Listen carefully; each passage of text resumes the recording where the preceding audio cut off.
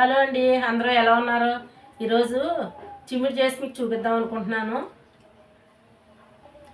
చిమ్మిడి ఏం చిమ్మిడి అంటే అండి, అందరూ నువ్వులుని బెల్లం చేసుకుంటారు. మేము ఇదిగో పల్లీలుని బెల్లంతో చేస్తాం అన్నమాట అండి. ఇంకోండి, ఒక గిన్నె అంటే పల్లీలు, ఒక గిన్నె బెల్లం తీసుకున్నాం కదండి. ఈ పల్లీలు వేపేసుకున్నానండి. ఇది ఎలా చేస్తానో చూపిస్తాను. ఇదిగోండి, రోట్లో వేసుకుని ఇది దంచి తర్వాత బెల్లం వేస్తాను. చూడండి, ఇది మరి మంచి ఫుడ్, ఇది పిల్లలకైనా పెద్దోడికైనా. ఇప్పుడు బెల్లం ఐరన్, పల్లీలు కూడా తింటే చాలా మంచిది. ఉడకబెట్టుకుని తినమంటున్నారు షుగర్ పేషెంట్లకి, అది కదండి. ఇవి కొంచెంసేపు ఇలా దంచుతానండి. దంచి అప్పుడు బెల్లం అది బాగా దంచుకున్నాక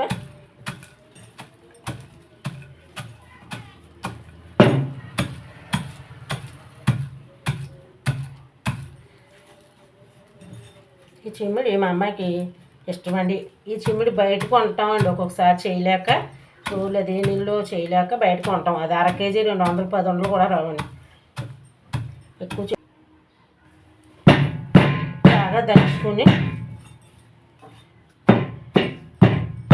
ఇది దంచుకునేప్పుడు కొంచెం కొట్టుకున్నాక మనం మిక్సీలో కూడా వేసేసుకోవచ్చండి. దంచుకుంటేనే మధ్య మధ్యలో కొంచెం బద్దలా తగ్గుతుంది కదండి, అప్పుడు బాగుంటుంది. ఇలా ఉంది కదండి. ఇప్పుడు బెల్లం కూడా మనం వేసుకుని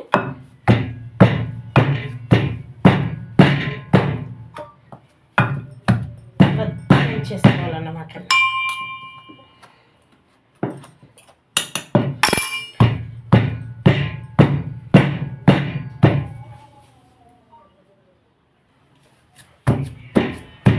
బెల్లం పెద్ద ముక్కల్లో ఉంది కదండి, కొంచెం మిక్సీలో వేసేసాను అన్నమాట. త్వరగా నలుగుతుంది.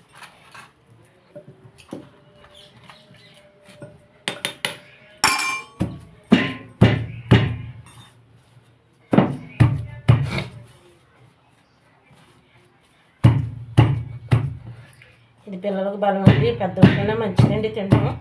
మాకు నువ్వు చిమ్మిడి కన్నా పల్లీల చిమ్మిడి ఇష్టమండి.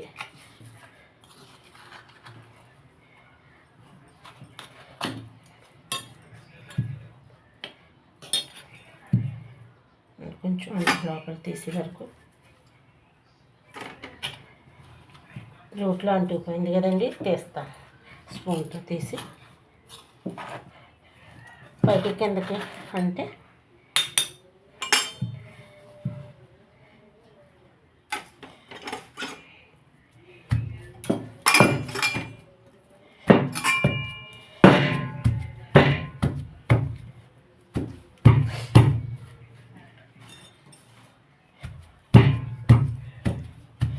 రోడ్డు పచ్చడి చేస్తే ఎలా చేసేవి అక్క అని నాకు ఫోన్ చేసి మా చుట్టాలు మా చర్చిలో వాళ్ళు కూడా అడిగారండి.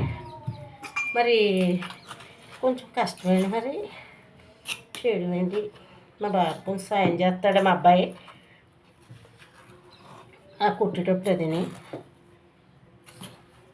మనం శుభ్రంగా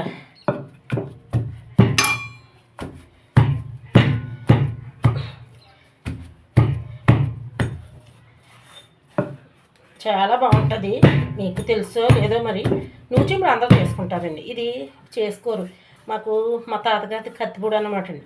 కత్తిపూడిలో మా తాతగారు మా అమ్మమ్మగారు వాళ్ళు తెచ్చుకోరు మా చిన్నప్పుడు. తర్వాత మా మామయ్య భార్యలు వచ్చాక వాళ్ళు తెచ్చుకోరు. ఇవి మళ్ళీ చిమ్మిడి బూర్లు కూడా చేసుకుంటారండి. ఇప్పుడు మిక్సీలో గట్ట చేసేసుకుంటున్నారు.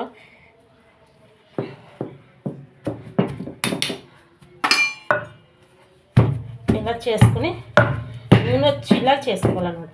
ఇందులో మనం బాగా కొట్టేసుకున్న తర్వాత నూనె రావాలంటే ఏం చేయాలో తెలుసా అండి, మొత్తం నలిగిపోయాక కొంచెం దీంట్లో పాల చుక్కలు వేసుకోవాలన్నమాట అండి. ఎన్నో కాదు, కొన్ని వేసుకుంటే అప్పుడు నూనె వస్తుంది అన్నమాట. చిమ్మిడి రెడీ అయిపోతుంది.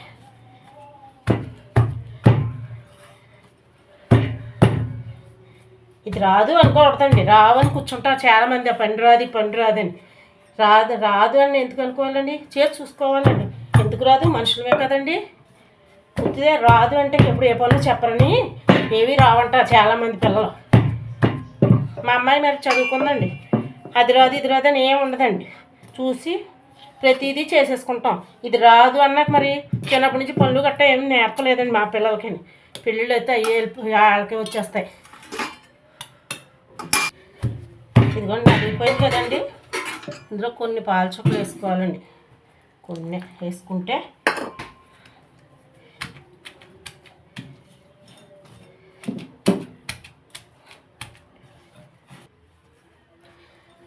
నలిగిపోయిందండి. మనం తీసేసుకుందాం.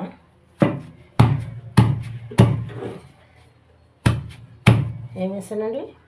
సమానంగానండి. ఒక కప్పు బెల్లం, ఒక కప్పు ఒక గిన్నె బెల్లం, ఒక గిన్నె పల్లీలు.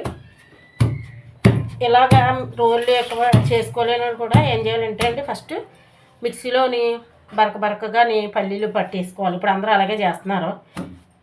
బరక పట్టేసుకుని బెల్లం అంతా కూడా అందులో శుభ్రంగా పట్టేసుకుంటే మెత్తగా అవుతుంది. అప్పుడు ఈజీగా అయిపోతుంది రోలు ఉన్న వాళ్ళకి. మేమైతే కొంతసేపు దంచుకుని తర్వాత బెల్లం ఒకటే పెద్ద మొక్కలు ఉందని మిక్సీలో వేసాను. అది మొత్తం అయ్యాక నూనె రావాలంటే కొన్ని పాలచుక్కలు వేసుకోవాలండి. తీసేద్దామండి. ఇప్పుడు మొత్తం చూపిస్తాను.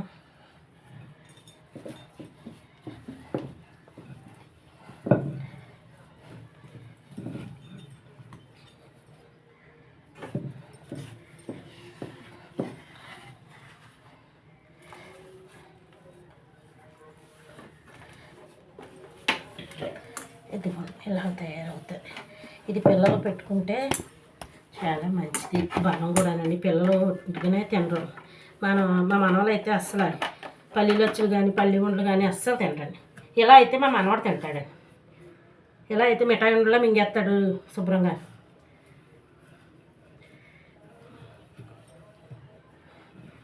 అదండి ఈరోజు నేను చిమ్మిడి చేసి చూపించాను.